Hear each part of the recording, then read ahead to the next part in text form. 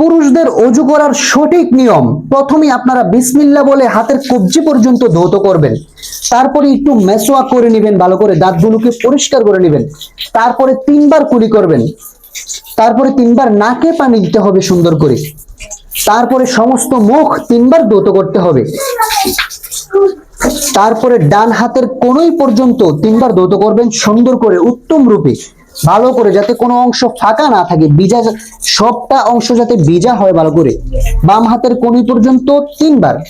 তারপরে সমস্ত মাথা 1 বার মাসিহ করতে হবে সুন্দর করে, কান মাসিহ করতে হবে, গর্দান মাসিহ করতে হবে। তারপরে ডান পায়ের টাকনু পর্যন্ত ভালো করে ধৌত করতে হবে সুন্দর করে, আঙ্গুলের চিপা চাপা যা আছে সম্পূর্ণটা ধৌত করবেন। তারপরে বাম পায়ের টাকনু পর্যন্ত ধৌত করবেন। আঙ্গুলের চিপা চাপা যা আছে জুতাগুলা খুলে নাও, হ্যাঁ সুন্দর করে ধৌত করে দাও। আর মনে রাখবেন অজুতে কিন্তু 4টি ফরজ, পানিটা বন্ধ করে দাও। অজুতে গুরুত্বপূর্ণ 4টি ফরজ: 1 নম্বরে সমস্ত মুখমণ্ডল ধৌত করা, 2 নম্বরে দোনো হাতের কোণী পর্যন্ত ধৌত করা, 3 নম্বরে মাথা মাসিহ করা, 4 নম্বরে দোনো পায়ের টাকনু পর্যন্ত ধৌত করা। 4টা ফরজ। ওযু শেষ করে আপনারা কালিমাতুশ শাহাদা পাঠ করবেন।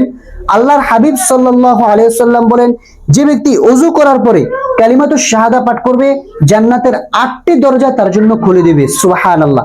আশহাদু আল্লা ইলাহা ইল্লাল্লাহ ওয়াহদাহু লা শারীকা লা ওয়া আশহাদু আন্না মুহাম্মাদান আবদুহু ওয়া রাসূলুহু।